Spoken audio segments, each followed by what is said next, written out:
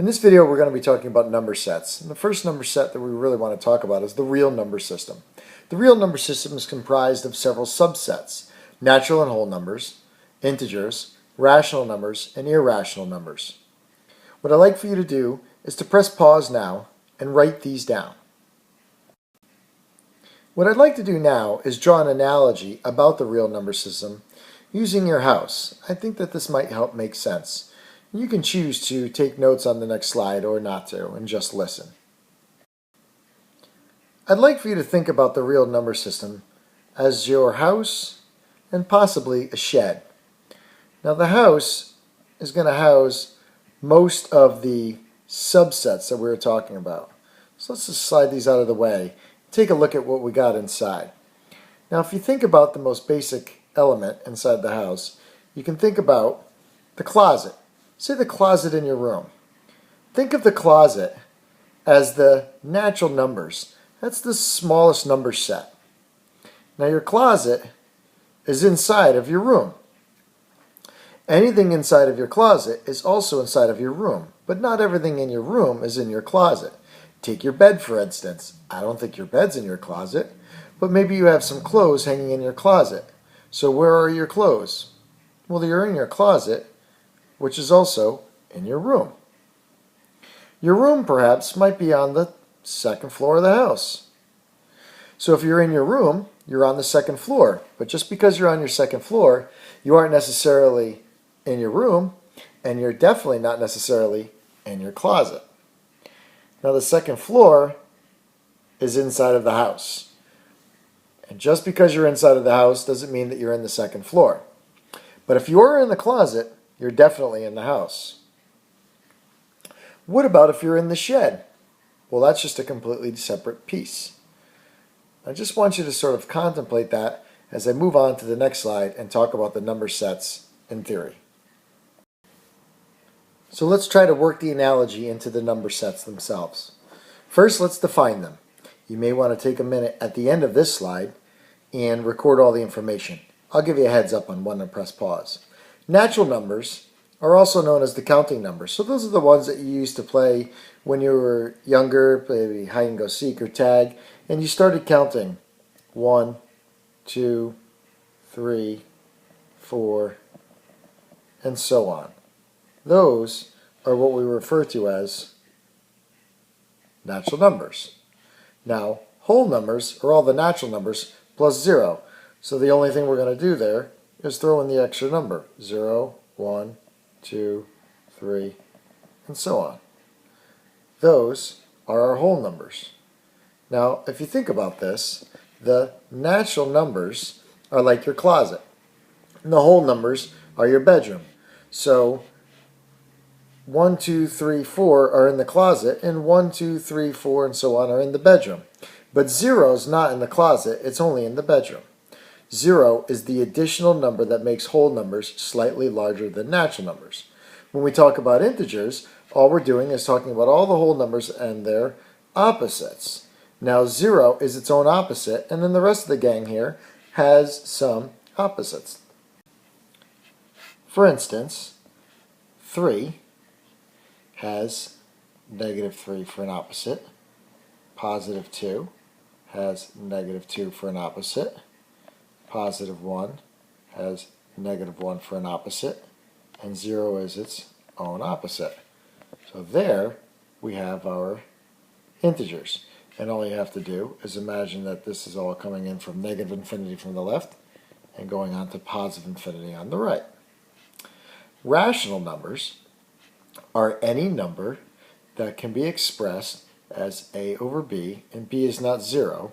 And then I forgot to add one other important detail here, is that a and b are both integers. What we're getting at here is that rational numbers are fractions. So if 2 is an integer and 3 is an integer, then 2 is our a value, 3 is our b value. b is not 0, so 2/3 must be a rational number. Now, we can do this all day with fractions, and I think you get the point. How about say just the number 6. Is 6 rational? Well, sure. 6 can be expressed as 6 over 1, and 6 is our A value, 1 is our B value, and B is not 0. So it's not that rational numbers have to be a fraction. They could be a fraction. Remember, back to our analogy, natural numbers were the closet, whole numbers were the bedroom. Integers now are going to be our second floor, and rational numbers are the house. So any number in the natural numbers is inside of the house. So all natural numbers are automatically rational numbers, but not all rational numbers are necessarily naturals. 2/3 will not be a natural number. It's not a counting number. Nobody ever played tag counting by thirds. Which brings us to the question, what about the irrational numbers? Well, the irrational numbers are going to be the non-repeating, non-terminating decimals, such as the square root of 2, or pi, or the decimal 1, 1, 2, 1, 2, 3, 1, 2, 3, 4. And you see that this has a pattern. It's not a repetitious pattern, but it's not going to end either. An example of a repeating pattern would be something like 0.3 with a line over it. This is not irrational. That's rational. 0.3 repeating would be expressed as 1 divided by 3. This is going to take some practice. Before you leave this page, though, I would suggest you press pause now and copy down all of the information that I gave you. Before we get into some practice, I just wanted to give you a picture of the real number system. Now, think of the real number system, again, as sort of like the entire yard. Over here, you have the house, which houses most of the numbers in the real number system. And then over here is the shed. It houses the irrational numbers.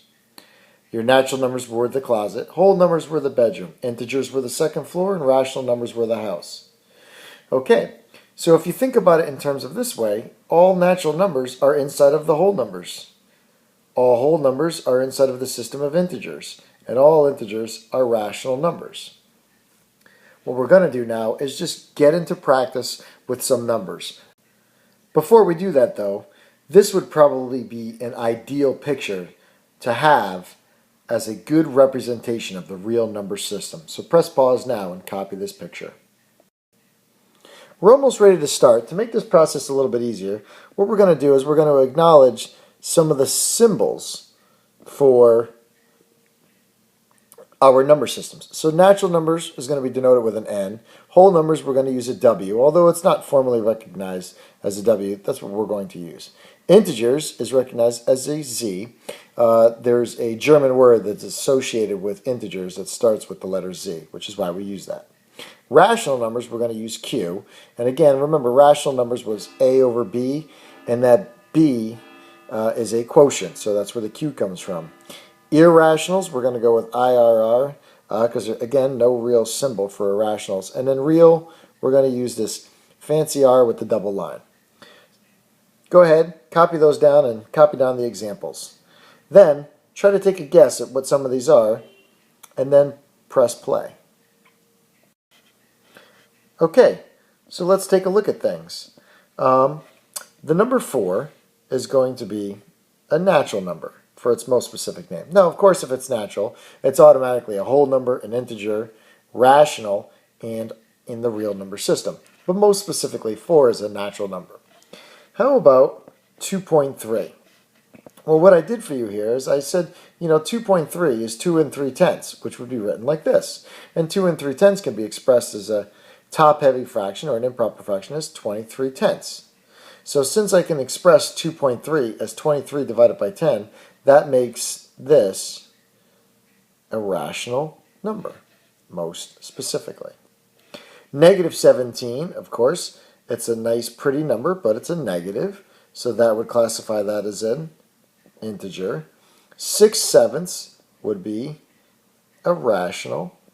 And the square root of 13 is going to be a non-terminating, non-repeating decimal, making that irrational. On the last slide here is simply going to be some problems for you to bring to class. So to wrap this up, we have our number sets. And what I'd like for you to do is to take these numbers and write them down in your notes and do your best to decide which set or sets each of these numbers belong to. Take number 2, for example. Number 2 is referring to the number 7.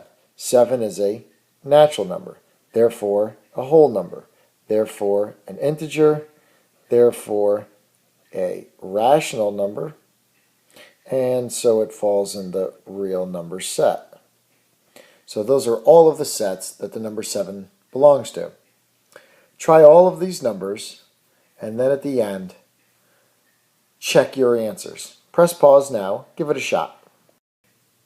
Remember, you only grow from this if you actually give it a shot. Here are all the solutions. Now, I know it's numbered 1 through 12. I cut off the other problems, but this is good enough for a start. We'll see you in class. Bring your notes and your questions.